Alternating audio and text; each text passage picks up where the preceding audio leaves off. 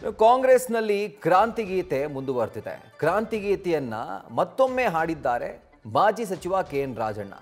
ಇವತ್ತು ಮತ್ತೊಂದು ಹೇಳಿಕೆಯನ್ನು ಅವರು ಕೊಟ್ಟಿದ್ದಾರೆ. ನವೆಂಬರ್ 14ರವರೆಗೂ ಯಾವ ಬದಲಾವಣೆ ಕೂಡ ಆಗಲ್ಲ.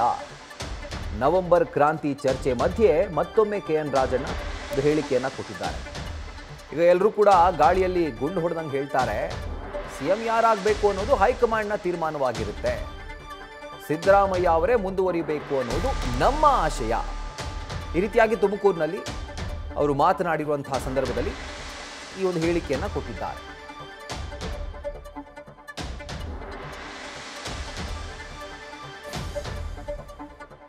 ಮುಂದಿನ ತಿಂಗಳು 14ರವರೆಗೂ ಅದ್ರ ಬಗ್ಗೆ ಯಾಕೆ ಚರ್ಚೆ ಮಾಡಕ್ ಹೋಗ್ತೀವಿ? ಏನೇನೂ ಆಗಲ್ಲ. ಎಲ್ಲರೂ ಕೂಡ ಯಾರೇನು ಹೇಳಿದ್ರು ಎಲ್ಲ ಗಾಳಿನಲ್ಲಿ ಗುಂಡು ಹೊಡೆದಂಗೆ ಅಷ್ಟೇ.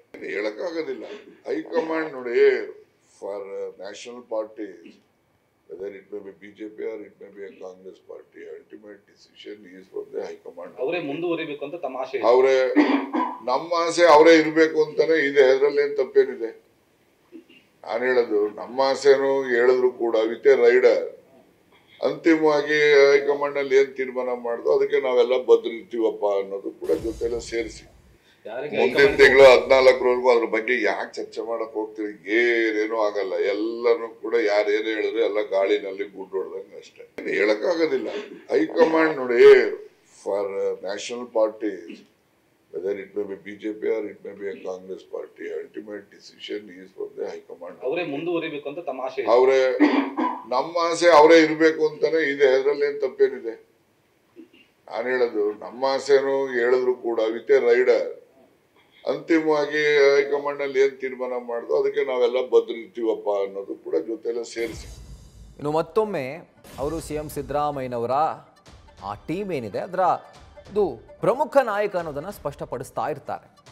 ಅವಾಗ ಈ ರೀತಿಯಾಗಿ ಸಿದ್ದರಾಮಯ್ಯನವರ ಪರವಾಗಿ ಹೇಳಿಕೆಯನ್ನು ಕೊಟ್ಟು ರಾಜಣ್ಣ ಇದನ್ನು ಪ್ರೂವ್ ಮಾಡ್ತಾರೆ. ಇವತ್ತು ಕೂಡ ಏನು ಹೊರತಾಗಿರಲಿಲ್ಲ, ಅದೇ ಥರದ ದಾಟಿಯಲ್ಲಿ ಮಾತನಾಡಿದ್ದಾರೆ. ಅವರು ಮುಂದುವರಿಬೇಕು ಅನ್ನುವಂಥದ್ದು ನಮ್ಮ ಆಶಯ. ನವೆಂಬರ್ 14ರವರೆಗೂ ಏನೂ ಆಗಲ್ಲ. ಅಂದರೆ ಅದಾದಮೇಲೆ ಆಗುತ್ತಾ? ಆ ಪ್ರಶ್ನೆಗೆ ಉತ್ತರ ಇಲ್ಲ. ನವೆಂಬರ್ 14ಕ್ಕೆ ಬಿಹಾರ ರಾಜ್ಯದ ಎಲೆಕ್ಷನ್ ರಿಸಲ್ಟ್ ಇದೆ. ಸೊ ಅಲ್ಲಿವರೆಗೂ ಏನೂ ನಡೆಯಲ್ಲ. ಸ್ಟೇಟಸ್ ಕೋ ಅಂತ ಏನು ಹೇಳ್ತಾರೆ ಅದೇ ಥರ ಮುಂದುವರ್ಕೊಂಡು ಹೋಗುತ್ತೆ. ಆದರೆ ಅದಾದ ಮೇಲೆ ಏನಾಗುತ್ತೆ ಇದು ನಮ್ಮ ಪ್ರಶ್ನೆ ಆಗಿದೆ. ಬಟ್ ಅದಕ್ಕೆ ರಾಜಣ್ಣ ಅವರ ಬಳಿ ಉತ್ತರ ಇಲ್ಲ. ನವೆಂಬರ್ 14ರ ನಂತರ ಬದಲಾವಣೆ ಆಗುತ್ತಾ ಅಥವಾ ಇದೇ ಥರ ಮುಂದುವರ್ಕೊಂಡು ಹೋಗುತ್ತಾ? ಸಿದ್ದರಾಮಯ್ಯನವರೇ ಸಿಎಂ ಆಗಿ ಮುಂದುವರಿತಾರಾ? ಪುನಾರಚನೆ ಆಗುತ್ತಾ? ವಿಸ್ತರಣೆ ಆಗುತ್ತಾ? ಎಲ್ಲ ಪ್ರಶ್ನೆಗಳಿಗೆ ಕಾಂಗ್ರೆಸ್ನ ನಾಯಕರಿಗೆ, ಇನ್ಫ್ಯಾಕ್ಟ್ ಸರ್ಕಾರದಲ್ಲಿರುವಂತಹ ಸಚಿವರುಗಳಿಗೆ ಯಾವುದೇ ಕ್ಲಾರಿಟಿ ಇಲ್ಲ. ಸೊ ಇವತ್ತು ಕೂಡ ರಾಜಣ್ಣ ಅವರು ಅದನ್ನೇ ಹೇಳಿರೋದು. ನವೆಂಬರ್ 14 ಅದೊಂದು ಲೈನನ್ನು ಹೇಳ್ತಿದ್ದಾರೆ. ನವೆಂಬರ್ 14ರವರೆಗೂ ಏನೂ ಆಗಲ್ಲ, ಅದಾದ ಮೇಲೆ ಏನಾಗುತ್ತೆ ಯಾರಿಗೂ ಗೊತ್ತಿಲ್ಲ. ಡೀಟೇಲ್ಸನ್ನು ಕೊಡ್ತಾ ಹೋಗ್ತಾರೆ ನಮ್ಮ ಪ್ರತಿನಿಧಿ ಶಿವಪ್ರಸಾದ್ ಇದರ ಕುರಿತಾಗಿ. ಶಿವಪ್ರಸಾದ್, ಈಗ ನವೆಂಬರ್ 14ರವರೆಗೂ ಏನೂ ಆಗಲ್ಲ ಅನ್ನುವಂಥದ್ದು ಪ್ರತಿಯೊಬ್ಬರಿಗೂ ಕೂಡ ಗೊತ್ತು. ಬಟ್ ಅದಾದ್ಮೇಲೆ ಏನಾದರೂ ಚೇಂಜ್ ಆಗುತ್ತಾ ಅಂತ ರಾಜಣ್ಣ ಅವ್ರ ಪ್ರಕಾರ?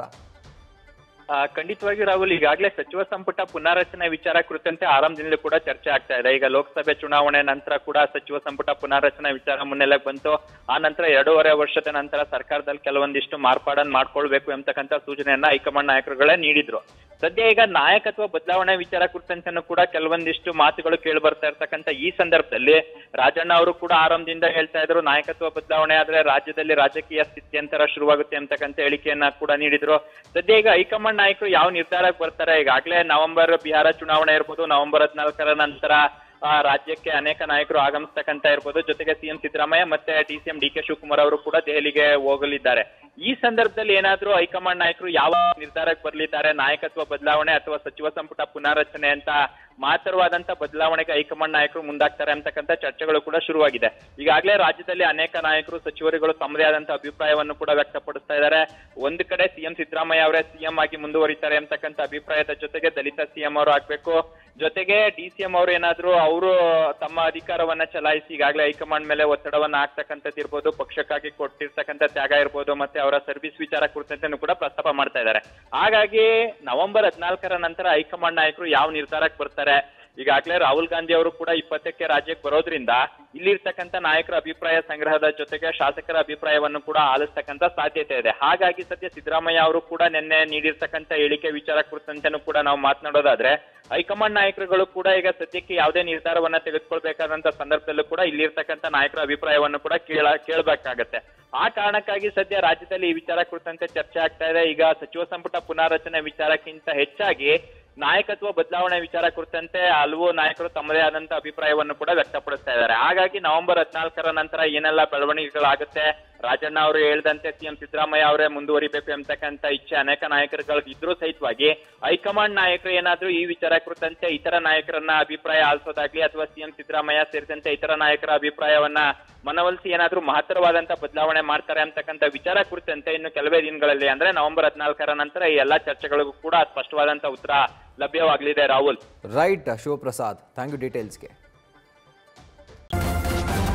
ನ್ಯೂಸ್ ಫಸ್ಟ್ ನಿರ್ಭೀತಿಯಿಂದ ನಿಮ್ಮ ಪರವಾಗಿ.